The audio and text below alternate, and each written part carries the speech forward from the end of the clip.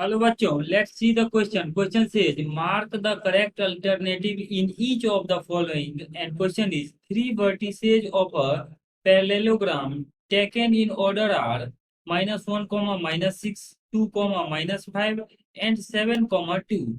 The fourth vertex is, and options are option A is 1, 4, option B is 4, 1, option C is 1, 1, and option D is 4, 4.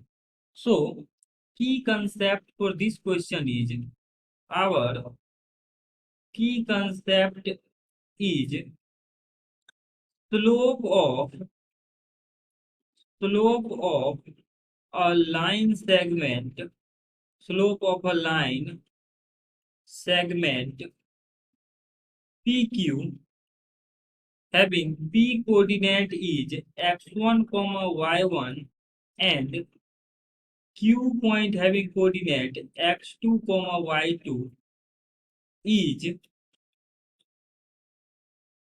तो इसका जो slope होता है ये आता है, अगर इस स्लोप को m हम अज्यूम कर लें, ये आता है y2 minus y1 divided by x2 minus x1।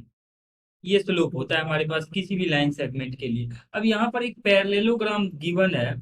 Suppose this one is our parallelogram, और यहाँ पर क्या है, ये ऑर्डर में इनके कोऑर्डिनेट्स हैं। यानी अगर हम इस कोऑर्डिनेट को -1, -1, -6 अज्यूम करें और पॉइंट नाम दे देते हैं इसका ए, और ये सपोज बी पॉइंट है जिसका कोऑर्डिनेट 2, -5 है, और सी पॉइंट सपोज ये है जिसका कोऑर्डिनेट 7, 2 है, और ये डी है इसका कोऑर्डिनेट एच, के अज्यूम कर लेते हैं। तो ये ABCD एक पैरेललोग्राम है, और पैरेललोग्राम में ऑपोजिट साइड्स जो हैं, in parallelogram opposite sides are parallel. तो यहाँ पर जो है AB is parallel to CD आ जाएगा, and AD is parallel to BC, ये रिलेशन आ जाएगा। अब देखिए AB पॉइंट का कोऑर्डिनेट अगर हम मतलब स्लोप निकालें, मतलब AB लाइन का स्लोप, तो अगर इसका स्लोप सपोज M1 है, तो AB का जो स्लोप है वही CD का भी स्लोप है, तो ये भी M1 आ जाएगा। सिमिलरली अगर M2 का AD का स्लोप M2 अज्यूम करेंगे तो BC का भी स्लोप M2 आ जाएगा। अब यहाँ से हम क्या करते हैं, ये जो स्लोप M1 है तो M1 कैलकुलेट यहाँ से करते हैं, तो M1 का वैल्यू आ जाएगा, M1 का वैल्यू आ जाएगा यहाँ पे difference of y coordinate bye difference of x coordinate होता है, तो y कोऑर्डिनेट यानी -5 -6, ये y कोऑर्डिनेट यहाँ से आ रहा है का difference divided by x2 minus x1, तो 2 माइनस माइनस प्लस का 1 इतना आ जाएगा। तो यहाँ से M1 का वैल्यू ये आ रहा है, और यही M1 अगर हम यहाँ से कैलकुलेट करें CD के लिए तो ये आ जाएगा 2 - k divided by 7 - h।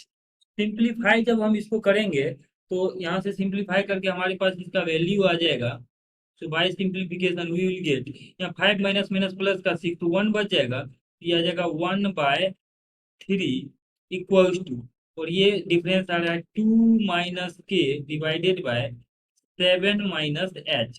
Cross multiplication कर लेते थे, आ जाएगा 7 - h इक्वल टू 3 से मल्टीप्लाई करेंगे तो 6 - 3k, ये आ रहा है। अब देखिए एच को अगर हम राइट हैंड साइड में भेज देते हैं तो यहाँ से रिलेशन आ जाएगा, एच और के में एक रिलेशन आ जाएगा, H - 3k इक्वल्स टू 6 को इस तरफ भेज देते हैं तो 7 - 6 दैट इज 1। तो फर्स्ट रिलेशन आ रहा है H - 3k equals to 1। Similarly अगर हम यहाँ से M2 निकालें तो M2 का वैल्यू आ जाएगा हमारे पास, M2 का वैल्यू अगर निकालें, देखिए M2 आ जाएगा यहाँ से डिफरेंस ऑफ y कोऑर्डिनेट, तो -5 - 2 करेंगे तो -5 - 2 डिवाइडेड बाय, यहाँ से आ जाएगा 2 - 7, 2 - 7, और ये वैल्यू इक्वल टू में आ जाएगा। यहाँ से y कोऑर्डिनेट का डिफरेंस करेंगे तो k माइनस माइनस प्लस का 6, इन दोनों का difference divided by h minus minus plus का 1। सिंप्लीफाई करते हैं इस रिलेशन को, तो यहाँ से बन जाएगा -5 - 2 दैट इज -7/-5। तो LHS वाले पार्ट में, तो यहाँ से अगर हम इसको सिंप्लीफाई करेंगे तो ये वैल्यू आ जाएगा रिलेशन हमारे पास, ये -5 - 2 दैट इज -7, और नीचे आ जाएगा -5। तो -5/-7 यानी 5/, न्यूमरेटर में 7 आएगा और डिनोमिनेटर में 5 आएगा, सो दिस विल बिकम, इसका वैल्यू आपके पास आ जाएगा यहाँ से। एच और के में जो सेकेंड रिलेशन है वो इस तरीके से आ सकते हैं, 7/5 equals to k+6 divided by h+1। अब यहाँ से इसको सिंप्लीफाई करके हम यहाँ लिख लेते हैं, तो क्रॉस मल्टीप्लीकेशन करेंगे तो ये आ जाएगा 7k+7 equals to 5k+30, 5k+30। तो यहाँ से रिलेशन आ जाएगा हमारे पास 7k-5k इज इक्वल टू 30 - 7 करेंगे तो इसका वैल्यू 23 आ जाएगा। अब हमारे पास जो इक्वेशन फर्स्ट है, यहाँ पे हम इसको क्या करते हैं, इक्वेशन फर्स्ट को, ये 7h आएगा, यहाँ से कैलकुलेशन यहाँ से करेक्ट कर लेते हैं, ये 7h आएगा बेसिकली। तो this relation is 7h - 5k। अब इस इक्वेशन फर्स्ट को हम 7 से मल्टीप्लाई कर देते तो ये आ जाएगा 7h - 21k इक्वल टू 7।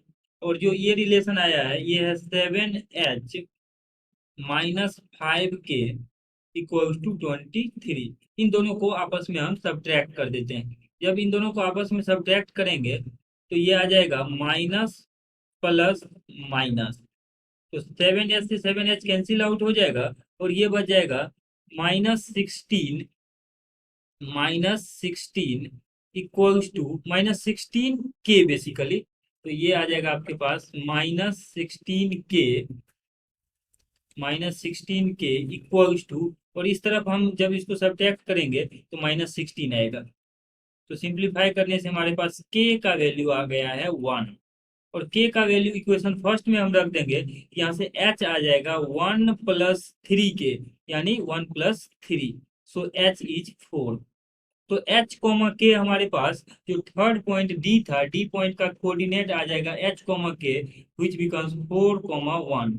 तो 4,1 हमारे पास जो फोर्थ वर्टेक्स है पैरेललोग्राम का वो आ जाएगा 4,1। अगर ऑप्शंस में देखें तो ऑप्शन बी हमारे पास करेक्ट आंसर हो जाएगा। So option B is the correct answer. Hope that you understood it well. Best of luck.